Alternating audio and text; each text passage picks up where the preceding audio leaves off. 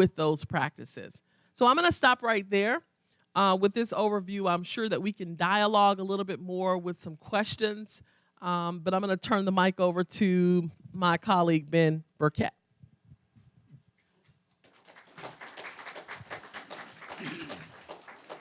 Thank you. Since my colleague really explained the Farm Bill part, I just talk a little about the process, how we participate in the Farm Bill. Many organizations in the United States have usually come together and support one another. To get what we had got in the Farm Bill, we had to rely on working with other organizations to support what we was doing, like the National Corn Growers Association, National Family Farm Coalition, the Rural Coalition, Family Farm Defender, the Midwest Farmers.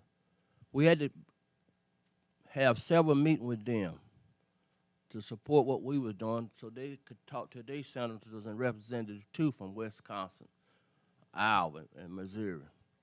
But the Farm Bill, as Jerry so stated, that that's a hobby of mine, reading the Farm Bill.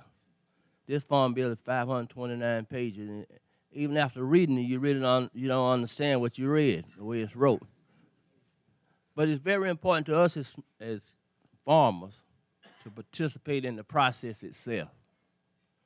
We need to try to get the things in there that we need to support what we're doing. As Monica mentioned, the small farming initiative, the high tunnels, the cross fencing, that didn't just happen to be in the Farm Bill. We started working on those issues in 1985 Farm Bill. We didn't get it in the Farm Bill till the 1990 Farm Bill. The 2501 program, the money that come out of that program, again, that process was started in 1985. It was implemented in 1990. We got it passed, but there wasn't no funding to it. So one Farm Bill builds upon the other one. But this Farm Bill was just a microcosm of the last Farm Bill. All Farm Bills designed to support low prices to the consumer in America. It's designed to support the major crops: cotton, soybean, corn, wheat, sugar beets, where you can produce large quantities of crops and keep the price low. We, on the other hand, as farmers, my size farmer, we like to have 100% parity. And most politicians don't like for you to use that word, because that means pay me exactly what my one bushel of soybeans worth, which I think is about $15 a bushel now. Or pay me exactly what 1 pound of okra is worth. So in order for us to do that, we have to continuously be involved in the process. But at the same time, where we're at now, participating in farmers markets, selling to local grocery stores, selling to other cooperatives, we have to look to the future. And that's where land-grant institutions such as Tuskegee and my school, Alcorn State University, come in. The whole pattern of way we get our food is changing.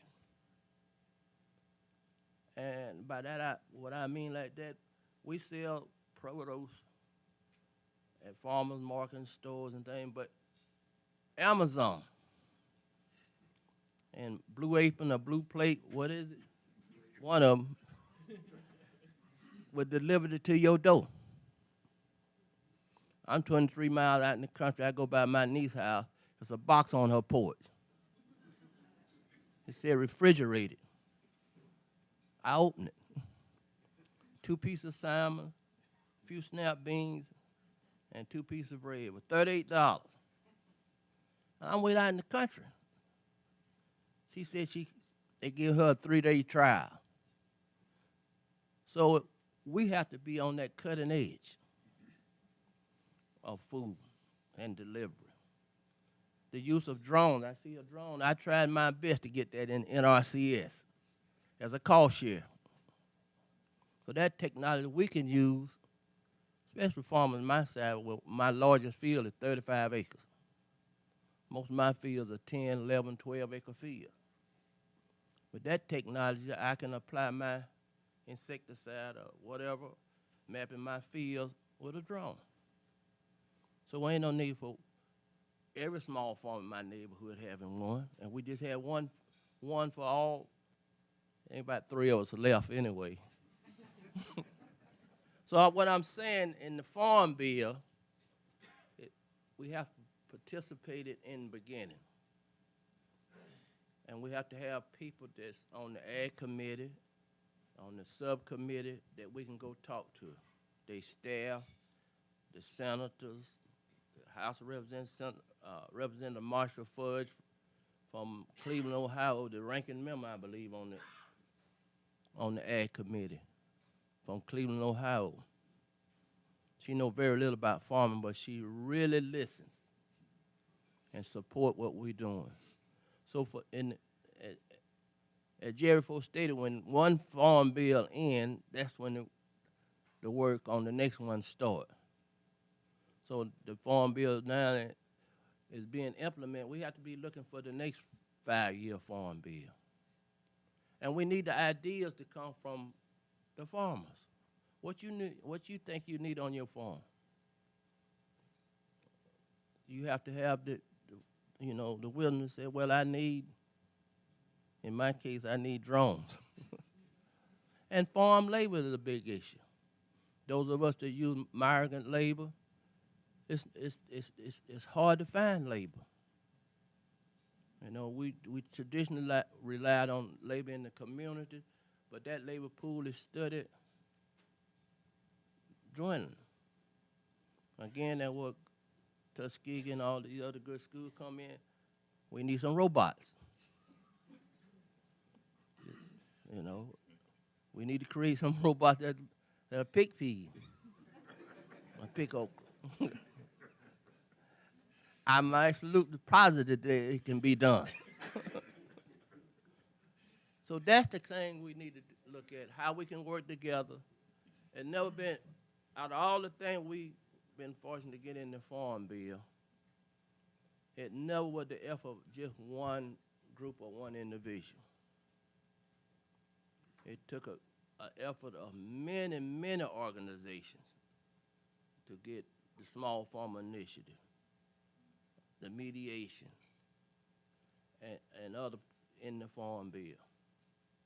And I just like to end everybody talking about hemp lately and marijuana. Again, those traditional, anything new, we as small farmers or farmers, we need to be in the beginning of the process. So we can't wait till the rules and regulations are being designed and handed.